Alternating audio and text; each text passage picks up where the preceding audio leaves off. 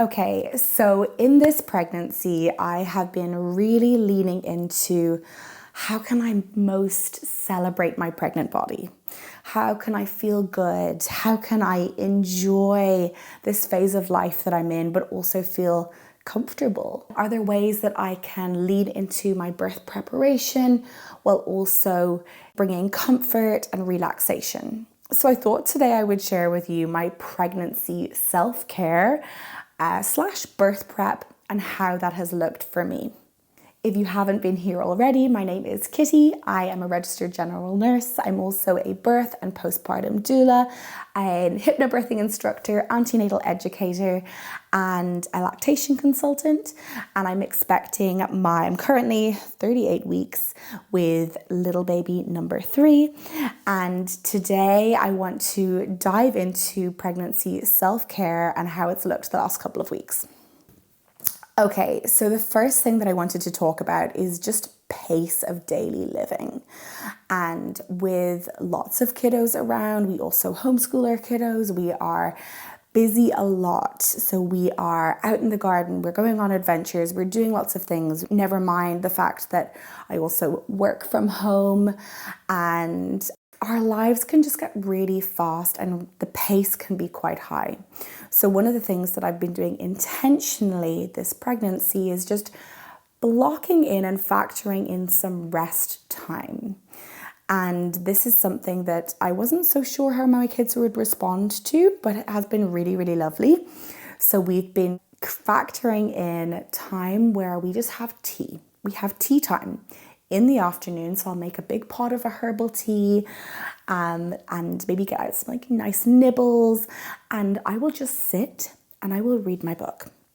And the boys will have tea, and sometimes they will sit and they will read with me. But I've been making it really clear that this is mama's time to rest. And if you want to rest too, that's great. If you want to go and do some independent play, that's also totally fine. But it was sort of based on the fact that I was on my feet all day. There's always something to do. You could literally just follow your children all day, cleaning up behind them. And I was finding myself at the end of the day with really sore feet, thinking back on my day, reflecting on my day, going, I actually haven't sat down once. And so this was a way for me to build into our daily rhythm some focused rest time. And I found that it was not only not that difficult to do, but I was also really reaping the rewards of that, because my kids were also seeing that, if they were tired or overwhelmed or just feeling like they needed some time to decompress and just be quiet, that they knew what that looked like. So it was sort of a double-fold thing. It was good for me, but it's also really good for them to see. So that's the first thing, having quiet time in the afternoon. The next thing that I've been doing as a part of my birth prep / pregnancy care is creating some time to listen to positive birth stories, to read positive birth stories. I found this particularly beneficial in my last birth, and this time round, while I haven't been doing it as frequently, I've found that it's been really nice to create that bubble of calm, that bubble of positivity. And sometimes it's just listening to a birth story on Spotify. Sometimes I'll watch a YouTube video of a really positive birth.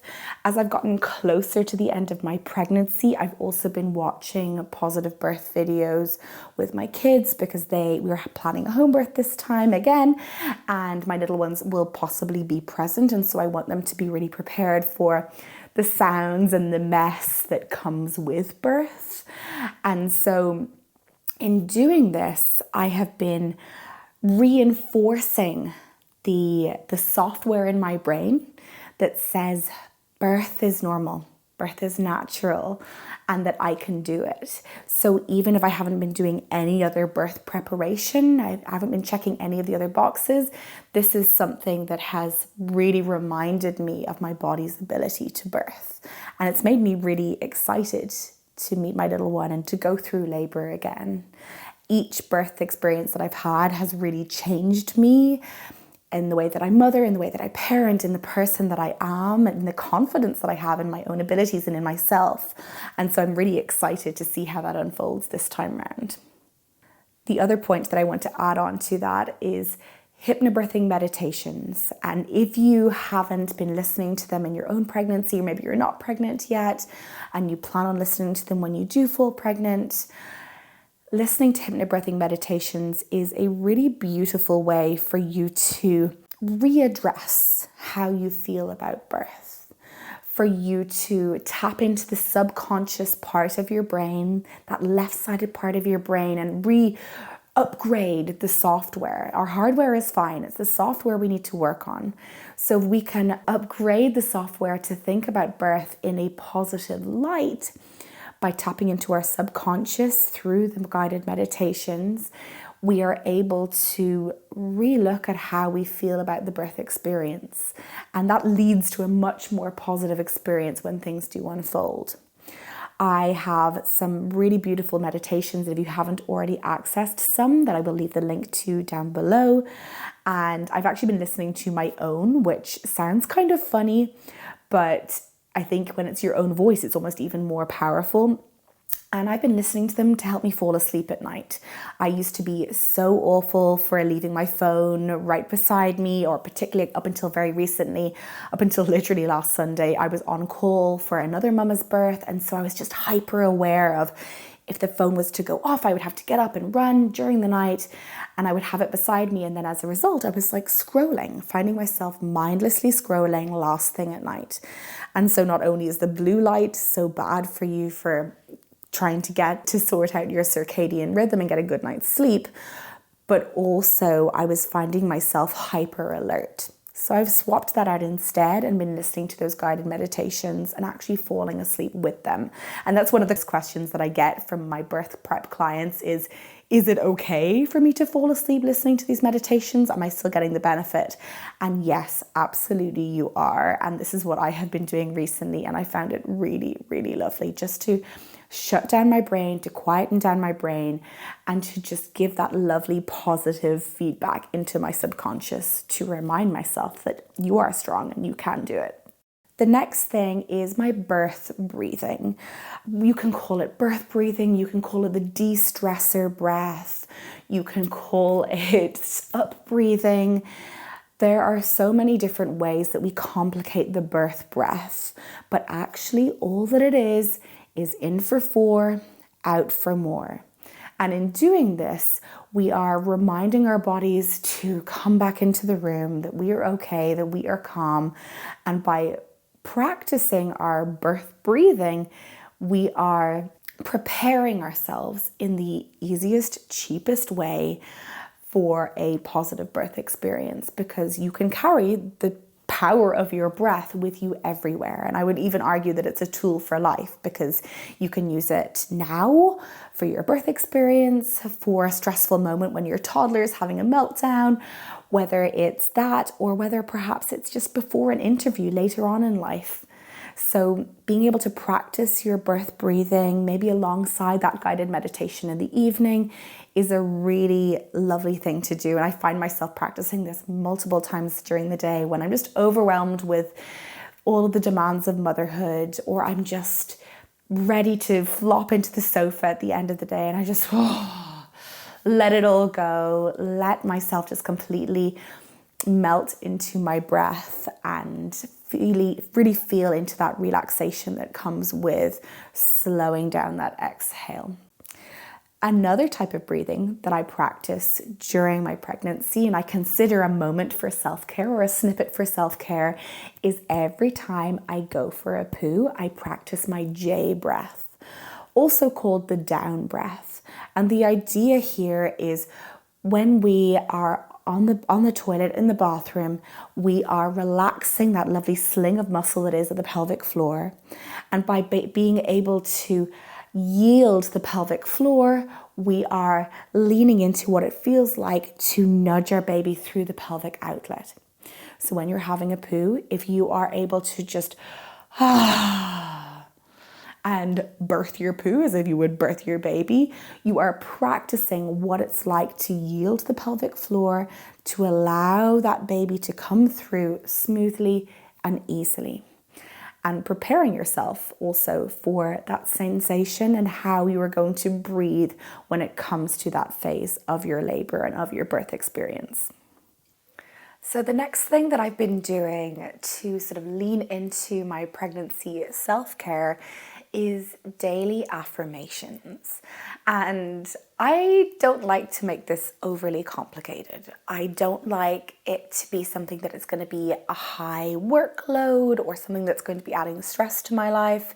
But what I have been doing is taking note of any fears that I might have around this birth, around welcoming another baby into our family, around my pregnant body and its abilities, and trying to jot those down. Once I had figured out what those things were, I then made them into the present tense and into a positive frame. So, for instance, one of the things that I've been worrying about is how this little baby is going to fit into our family. How am I going to navigate having a newborn with a toddler, with a preschooler, with a preteen? Is that going to be enough? How am I going to manage with all of that? And so by creating an affirmation around that, can sing to my subconscious about my abilities to parent children of various abilities, I was able to retrain my brain, reprogram my brain to know that I am capable. I am strong. I am able to parent multiple children. Your body has built these babies and is birthing these babies just as you can parent these babies. Maybe that's a really complex, very personal idea, but for if you've got a more maybe a more common worry relating to birth, it might be, am I strong enough to do this? And it might be reminding yourself that I only have to do every contraction for 1 minute. As our contractions come, they rise like a wave to the crest of a wave and then ebb away again to being completely pain-free. And so the crest of that wave will only ever last 1 minute. You can literally do anything for 1 minute. And when we break down how many of those crests of those waves we will have during our labor, it's really not that much time. And that can be a really beautiful, powerful way of us reframing birth sensation. And by writing out, instead of just, an affirmation that you've pulled off of Pinterest, by leaning into what your fears are, by helping to unpick those and then reframe them as positive affirmations, you write them down, or maybe you spend some time sitting and painting with your older children. Maybe you write them out as a part of preparing for your birth in your nesting party, your baby shower, or with your own mother who's done this before. And in writing them out, you then are putting power to those words that sing true to you, so they are personal.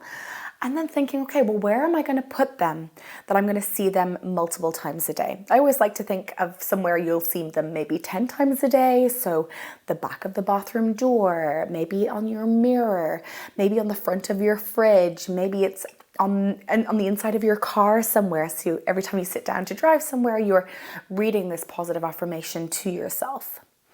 I also like to think that reading them is one thing, but reading them out loud is a whole other thing, because you are saying them to yourself. You are saying it out loud to yourself and making those things true to you. So let's not make it complicated. Let's not make it fancy. Write it out on a sheet of paper. Put it somewhere where you're going to see it several times a day and say it out loud for yourself whenever you have the time. It can be on Post-it notes. It can be the screensaver on your phone. It can be something that you get your birth partner to say back to you several times a day, making sure that you are making them personal and that they are present tense. I am strong. I am powerful. I can do this. I can do anything for a minute. I am soft, I am relaxed. These sorts of things will come back to you when it comes to birthing your baby. So for me, I've been creating these affirmations. I've got one on the back of my bathroom door, I've got one on my mirror, and one on the front of my fridge. And these are things that I will read pretty frequently, and I plan on adding them then into my birth space once labor actually begins. So positive affirmations, I'm a big fan of. Along with positive affirmations, the tool and the power of visualization, so beautiful. And I think for each and every one of us, a different visualization will work more powerfully than the next one. So for me, I talk a lot about the power of our cervix and our body softening and opening like a flower as it blooms. But for me, I actually don't love that visualization so much. It doesn't ring that true to me. But what might be nicer is maybe the idea of a balloon being let off into the sky and feeling that sensation of weightlessness and softness as it disappears, and as the power of a sensation leaves my body. Or maybe it's a wave crashing over me and then just disappearing, so that I can really lean into the power of the visualization, the power of really relaxing between contractions, letting that wave crash over me.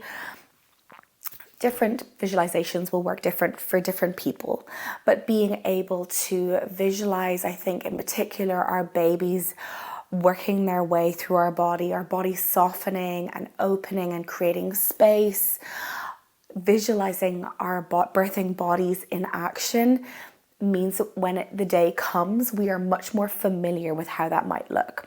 So I recommend incorporating visualizations and imagery into your week at least 2 times, whether that is, again, the screensaver on your phone, whether that is visually watching somebody else in their power having a birthing experience with all of the visuals, or perhaps for you, it's just taking some time when you've got your eyes closed and you can be quiet to just visualize the way that you will birth your baby, or the waves crashing onto the rocks, or that flower blossoming open. Thinking about imagery that sings true to you will make it more powerful and more personal. So about 2 times a week, I can say I've been doing that as a part of my pregnancy self-care. The next thing is creating strength and balance in my body to encourage baby to be in a more optimal position. This is something that I've become more and more passionate about the more training I've done. I have now completed training with spinning babies, with the Body Ready method, and I've become more and more familiar with understanding our physiology as both pregnant and non-pregnant individuals, and the birthing body, and how we can really tap into that to create space for our babies to navigate the pelvis really smoothly and easily. And so there are several movements that I will do as my daily non-negotiables. That's if I'm working out or not, if I've had a busy day or not.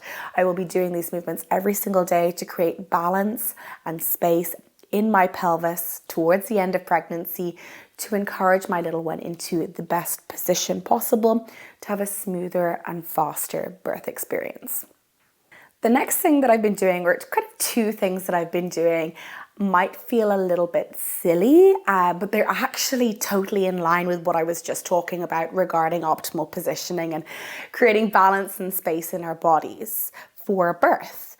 And that is, I avoid tight bras. Anything that is going to create restriction here is going to stop us from being able to breathe into our ribs and do that beautiful 3D breath that is going to allow us to create space in our bodies for our babies to better engage in the pelvis and move through smoothly and easily.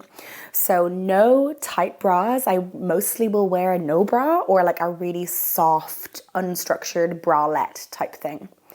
And the other thing that I do is I don't wear heeled shoes. Really up until I'd say like the last 3 years, I haven't worn heeled shoes at all. We have completely switched over as a family to barefoot shoes. Shoes that allow our toes to spread out, our feet to be in more contact with the ground. And it means that without a heel, which is throwing off our center of gravity, I can have everything stacked. So my head, my shoulders, my hips can be in beautiful alignment, which means that with an already off-kilter pregnant body with a heavy uterus throwing us forward, we are less likely to be out of alignment and more likely to be more comfortable and less likely to experience things like pelvic girdle pain or any sort of suprapubic discomfort. And so for me, I've had a really comfortable, positive pregnancy. And I think my footwear and the way I've been moving my body has a lot to do with it. The next thing that I want to talk about is bodywork in pregnancy. And this might look different from person to person and also depending on who is available in your area. We are very lucky that we have both craniosacral therapists, but also body workers like chiropractors who are specifically trained in pregnancy and in the pregnant body nearby us in our area. And so being able to access that and tap into those specialties has been a really lovely way to support my pregnant body in maintaining that lovely alignment that we've been working on through my strength training. But also from like a relaxation perspective, I've been tapping into our local acupuncturist and pregnancy massage to help relax those tissues and prepare them for birth. So if you haven't already thought about supporting your pregnant body in that way, looking up to see if there's someone who is trained in pregnancy specific massage or bodywork in your area can be a really lovely way to just love on your pregnant body a bit. The last two things that I'm doing might sound a little bit silly, but the first one is I have bought a Lilo that has a hole in the middle. It's called the Hollow, Holo. I will leave the link for it down below and the link for my other pregnancy favorites.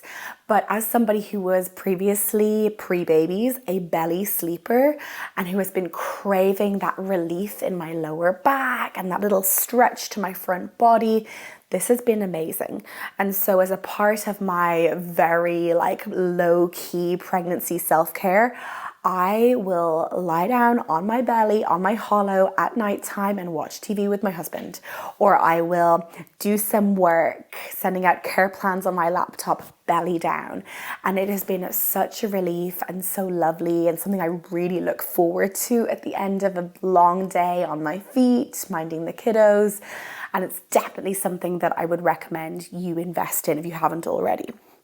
I also, as a birth worker, will use it for prenatal massage and body work with my clients. And it's also really fantastic from an optimal positioning perspective because the heaviest part of baby, which is their back and of course their head, swings to the front. And when we're leaning forward, we are encouraging that to happen with gravity.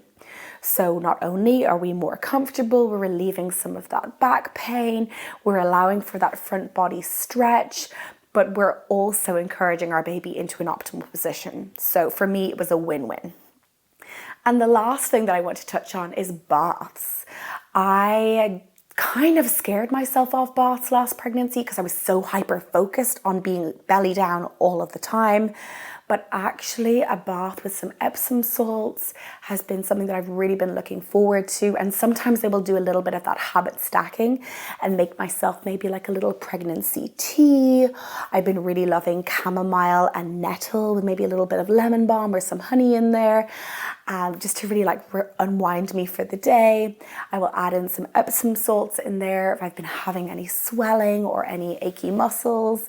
And it's just been a really lovely way for me to unwind at the end of the day. Sometimes I'll go ahead and add into that habit stacking load, listening to my pregnancy affirmations or my birthing affirmations or a guided meditation, or sometimes I will watch a positive birth video while I'm in the bath.